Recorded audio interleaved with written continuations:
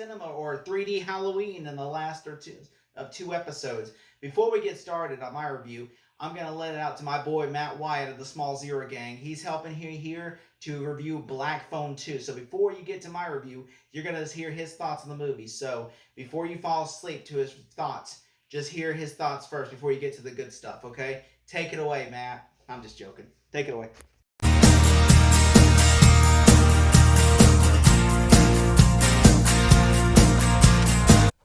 Thank you so much, Jake, for inviting me onto your channel to help you review for the Halloween series. If you have not followed Jake yet, he's a good friend of mine. He was nice enough to let me come onto his channel to actually review the movie with him. And one of the lists that he had was a bunch of variety of horror movies, and one of them is The Black Phone. And I feel like I gotta review this film. Go and give him a subscribe. He's a good friend of mine. We have done small talk together when we did a Smallville podcast. We're already doing a Talking Gotham series, so definitely check that out when you get a chance. That would be on Ryan Camp's channel.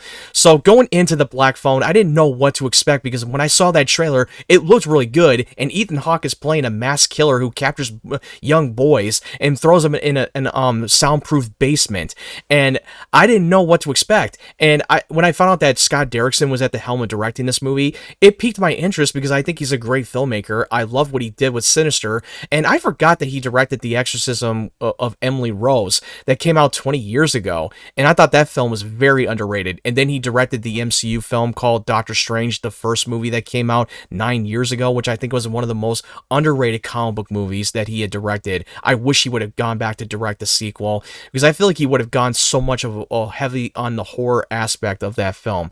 But going into The Black Phone, you're following this character, Mason Thames, a young kid named Finney, who is getting captured by the Grabber, by a mass killer played by Ethan Hawke, and he's trapped in a soundproof basement, and then he hears a phone ring on a disconnected black phone. Get it? No pun intended. And he's hearing the bunch of the ghosts who are the victims of the Grabber. I thought this film actually took me by surprise, and this movie came out in the post-pandemic back in 2021, and I thought that this movie really surprised the hell out of me. I love Scott Derrickson's direction. I love how he is directing a 8mm sequences. Whenever you see Finney's sister named Gwen, played by Madeline McGraw, who has these dreams of visions from past and present, and actually can see the dead, and she can dream walk, and how they did it on the 8mm was a great like visual storytelling for Scott Derrickson, which he did something similar to that in the movie Sinister with Ethan Hawke. And if you have not seen Sinister, you really should. And seeing Ethan Hawke's performance but playing by a mass killer became one of the most iconic characters so far. It's not like a big worldwide, kind of like Jason or Freddy or Freddy Krueger or Chucky, but he's slowly getting there, and he's actually one of the skins character that you can get on Fortnite now for the Halloween season. I thought his performance was definitely disturbing and incredible. I mean, I believe that this is his first time to actually play an antagonist in this movie, and his mask changes every time he gets in a variety of mood. He captures boys for whatever the purpose is, for kicks, basically. I mean, we don't even know what his true motives are. We know that whenever they do something wrong, and he punishes them, and that's part of the game. And I thought that was so creepy and disturbing. And Finney, his character, he has a hard time standing up for himself, especially when he gets bullied in school, and he's always pulling his punches, and he's afraid to throw punches. And you have this character named Robin, who is a total badass, who was his best friend, who always had his back. He's probably my favorite character out of that whole movie. And when you see him get snatched up, you're like, oh my god, I don't want him to go. But it plays a bigger part in Finney's story when he's communicating with the dead of the victims of the Grabber. They're actually helping him to escape. They know that they failed, many of them failed so many times before, but we know that he's going to be the one to escape that place. And I thought that how they were able to do it, and it was so well crafted. And he doesn't really see the dead. He communicates them through a phone call, even from a disconnected call. There's not going to be a lot of crazy body counts or over the top graphic. There are moments where there is graphic, but it doesn't try to be. And I'm glad that they were not able to do some cheap jump scares that you see in a lot of generic horror movies. They were able to use it well and do it right. And Madame McGraw's performance, I loved. I loved the banter between her and Finney. The two of them had incredible chemistry. Scott Derrickson knows how to direct these child actors, and they were like 12 or 13 at the time when this movie came out. I can't believe how time has flown by. And yes, if the Black Phone 2 just recently come out, and I'm one of the people that actually love the sequel more than most people, but that's up for a different discussion. You can go and check out my review on there. But anyway, back to the Black Phone 1. It's incredible cinematography. The music score was incredible. And after coming out of that theater at the time, back in like 2021, I knew right then and there that Mason Thames and Madame McGraw were going to definitely become stars. And also, Mason Thames is actually in a recent film, the live action remake, How to Train Your Dragon. I love that film, and I thought he was fantastic in that film. He's got a lot of stuff going on in his career. And Madame McGraw, I remember her that she was in the MCU movie called Ant-Man and the Wasp. She only had a brief cameo, but I knew right then and there she's definitely got the acting chops, and she definitely carried it in this movie, absolutely. Even though she doesn't have too much to do in the film, because it was focusing on Finney's character, but I thought she played a great pivotal role in that movie, and I thought she was fantastic. I thought the two child actors that at that time when that came out, they were incredible. They brought so much charisma on screen. You were really rooting for the main character, Finney. You were rooting for him to escape, and I thought that they did it well and did it right. This is all about him overcoming his obstacles and take a stand. And I thought how they did it well and did it right, and it was so well done. I loved it, especially in this is going to be a lot of spoilers, because even though that this movie came out years ago, but this is going to be a major spoiler. I love it that the third act where Finney is actually now was able to outsmart the mass killer, the grabber, and beat the living shit out of him and fucking strangle him and snap in his neck, and then the ghost gets their payback because they couldn't get their revenge, but Finney was the one that can actually help him get his revenge. And the way that he snapped his neck, I was fisting in the air. I was like, yes, let's go! Oh god, that was such a great pivotal moment for Finney's character, that now he's no longer scared or helpless anymore. But anyway, I love this film. I think that this is a peak Scott Derrickson film. I love to see him direct more original horror projects. I even loved what he did with the Black Phone 2. I don't care what anybody else says. I'm one of the people that actually love the film. But anyway, those are my thoughts. My rating for this movie is a 10 out of 10 for the Black Phone. Let me know what you thought in the comment section below. And thank you so much, Jake, for inviting me on. And guys, go if you haven't already, go and subscribe to my channel. I do review movies, and I put up my latest review, One Battle After Another, Tron Ares, Good Fortune. And I also put up my recent review for the Black Phone 2, so definitely go and check out on my channel. Now, back to you, Jake. Welcome to 3D Movie Cinema, the only show that's 3 dimensions away from the Black Phone being called The Grabber. I'm your host, 3D Jake, and today we're looking at The Black Phone, released in 2021. The Black Phone is directed by Scott Derrickson and is written by Scott Derrickson and C. Robert Smigel, based on The Black Phone by Joe Hill, and it stars Mason Thomas, Madeline McGraw, Jeremy Davis, Jason Renson, and Ethan Hawke. The movie is essentially about a boy who, literally in the 70s, there's a guy going around called the Grabber who grabs kids. And so one day, like, the brother's walking home from school, and then, of course, the guy says, hey, you want to see a magic trick, whatever, and then throws him, abducts him, throws him in a van, sprays him where he'll pass out. Then he wakes up in the guy's basement.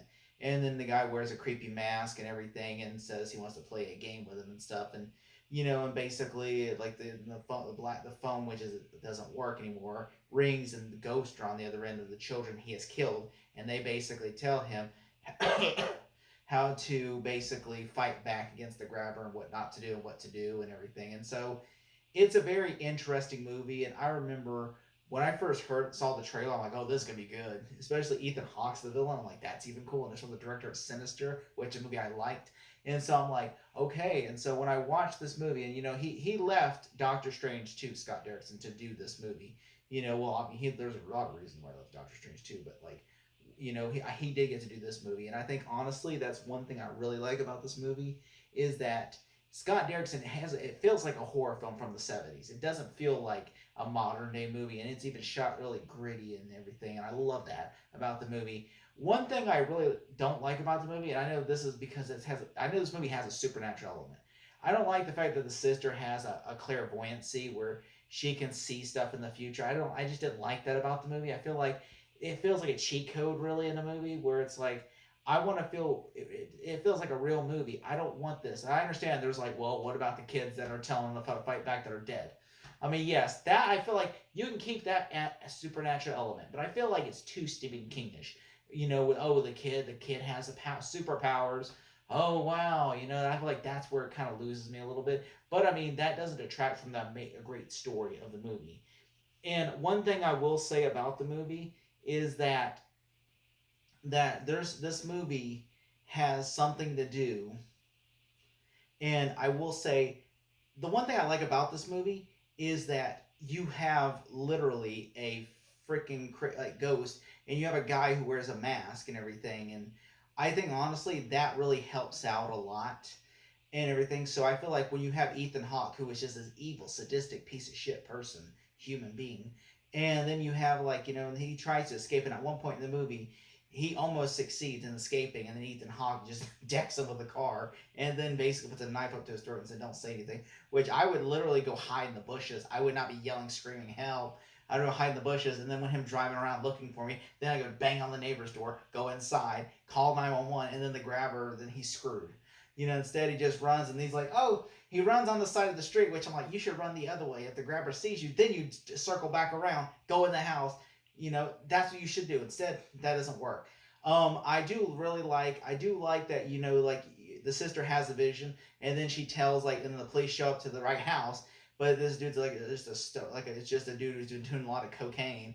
He's like, I've been figuring out where the grabber lives and everything, and they're like, okay. And it turns out that they got the right house, but the grabber's out. And the brother, he's staying with his brother, which, by the way, if you're a serial killer, that's also another thing I had issue with. If you're a serial killer and you're planning just on murdering children, why would you let your brother stay with you? I mean, like, if he sees that, your cover's blown. And like at one point, like his brother does figure it out. He opens the door, like, oh my god, wait, the basement. So his brother goes down to the basement, and then he sees him and goes, I'm gonna here help you. You wanna know how I figured it all out? And then Ethan Hawke just kills him, and I'm just like, well, of course, of course. And he's like, you killed my brother, and I'd be like, you killed your brother. You're the like. Maybe you shouldn't have literally brought a dude who's a con coke to stay with you. That literally is like the first red flag in your plan, okay? The second thing is, okay, you really should not keep it, he should have kept the house where he buries the bodies. He should have kept the little boy there. He should have kept him at his house where his brother's staying. That's just the one thing that irks me about this movie. It's like, you have your brother staying with you. You're an idiot. That's the first red flag. You have your brother staying with you. It's like a guy who's like, hey, you know what? I'm gonna go kill some people today, and your brother's like, so you just like, what if your brother would have been home? What if he would have been like sitting on the couch and you're dragging a boy, unconscious boy in? I mean, it's not like, so like the Texas Chainsaw Massacre family where there's like, that's a normal Tuesday. This is a family that's like, this guy is literally on coke as well, and I do like how he fights back at Ethan Hawke and he kills Ethan Hawke at the end, where he's trying, to escape, and he figures out how to do it and everything, and he goes to the freezer and he can't figure it out. And he's like, even at one point he's crying because he can't figure out he's gonna die because the ghosts are telling him, and I like how all the ghosts are telling him, and you're seeing the perspective of each ghost before they got taken. I thought that was amazing, and I like how and he shows Ethan Hawke, which Ethan Hawke walks back there and then just falls into the pit and everything, and he kills him. I thought that was great. And I like how the police find, and then the sister goes there again to the right house. They go to the other house where the bodies are, and that's where all the kids are buried. I thought that was great and everything, and it really at the end is emotional. I remember showing my aunt this movie for the first time, and she was just in tears about how happy this ending of a movie was, and everything. And I know that the Black Phone 2 is coming out, or it has come out, and it's mostly like a Nightmare on Elm Street, but at a summer camp, and so I'm looking forward to seeing how that plays out. And I just think this movie is a really well-made film. It has great visual direction from Scott, great music, and the opening credits are really creepy. I do think this movie works well, especially Ethan Hawke is such a terrifying villain as the grabber. And then you have like the sister, which I don't like I love the sister how she trash talks people, but then I don't like the fact is like when the dad's beating her. I like the aspect that his dad's like, you can't tell people your visions because they're gonna lock you up, think you're crazy.